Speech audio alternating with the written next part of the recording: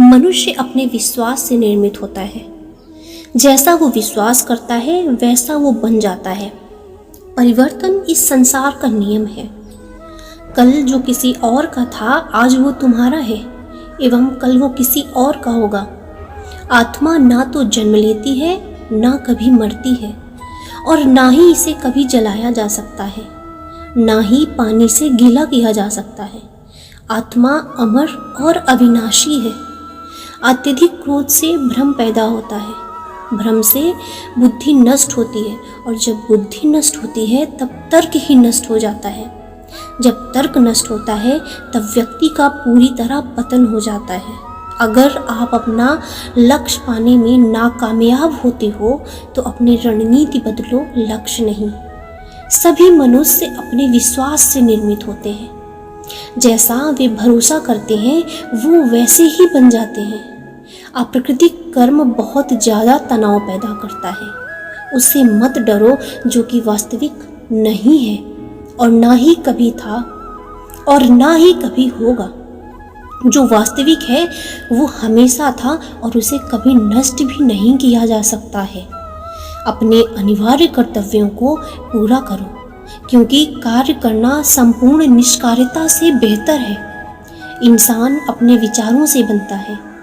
जैसा वो सोचता है वैसा ही वो बनता रहता है।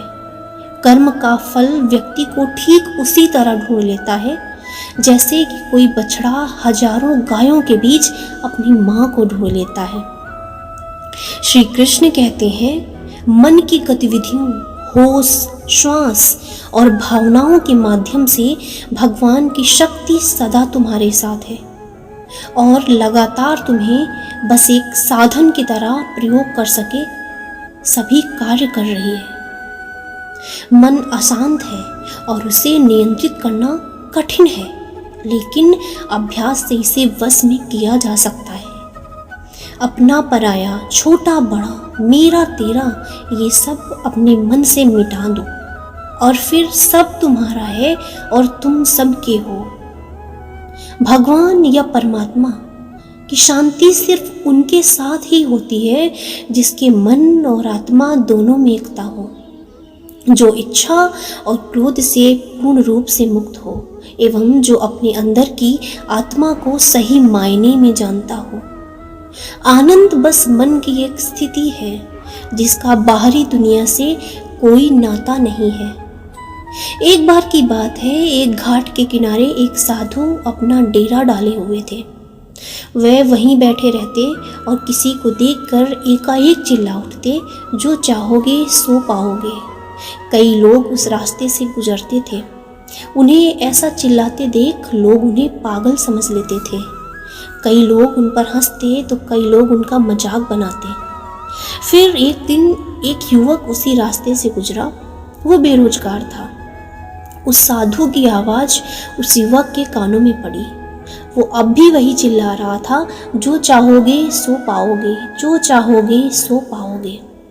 ये सुनकर युवक साधु के पास पहुंच गया और उससे पूछा कि क्या सच में मैं जो चाहूँगा वो मुझे मिल जाएगा? क्या आप सही में मुझे दे सकते हो? इस पर साधु बोला कि सबसे पहले तुम्हें ये बताना होगा कि तुम चाहते क्या हो। तब युवक बोला, बाबा मैं चाहता हूँ कि मैं एक बहुत बड़ा हीरों का व्यापारी बनूं। क्या आप इस इच्छा को पूरा कर सकते हैं? साधु ने कहा, जरूर बेटा, मैं तुम्हें 2 चीज़ें देता हूँ। इसमें एक हीरा है और एक मोती। इनसे तुम जितने चाहे हीरे मोती बना सकते हो। यह सुनकर युवक बेहद खुश हो गया। साधु ने युवक से कहा कि वो अपनी दोनों हथेलियां आगे बढ़ाए। जैसा साधु ने कहा वैसा ही युवक ने किया। साधु ने युवक की पहली हथेली पर अपना हाथ रखा, फिर कहा कि यह सबसे अनमोल हीरा है। इससे तुम जितने चाहे हीरे बना सकते हो। यह हीरा है समय। इसे मुट्ठी में जकड़ कर रखना। इसे कभी भी हाथ से निकलने मत देना। फिर साधु ने युवक की दूसरी हथेली पर मोती रखा और कहा कि अगर किसी भी काम में समय लग रहा हो तो इस मोती को धारण कर लेना। यह मोती धैर्य है। इससे तुम जो चाहो वो हासिल कर पाओगे। साधु की बातें सुन युवक ने धन्यवाद किया और वहाँ से चल दिया। साधु ने उसे 2 गुरुमंत्र दिए थे। उसने सोच लिया था कि वो समय नहीं गंवाएगा और धैर्य से काम लेगा। कुछ ही समय बाद युवक ने एक बड़े हीरे के व्यापारी के पास काम करना शुरू कर दिया।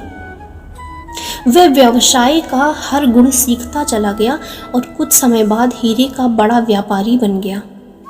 अगर आप कोई लक्ष्य प्राप्त करना चाहते हैं तो आपको समय और धैर्य दोनों की आवश्यकता होती है। बिना समय व्यर्थ किए अपने लक्ष्य की ओर बढ़ें। साथ ही किसी भी समय में अपने धैर्य का दामन कभी ना छोड़ें। आज के लिए बस इतना ही। तब तक के लिए नमस्कार। जय श्री कृष्ण।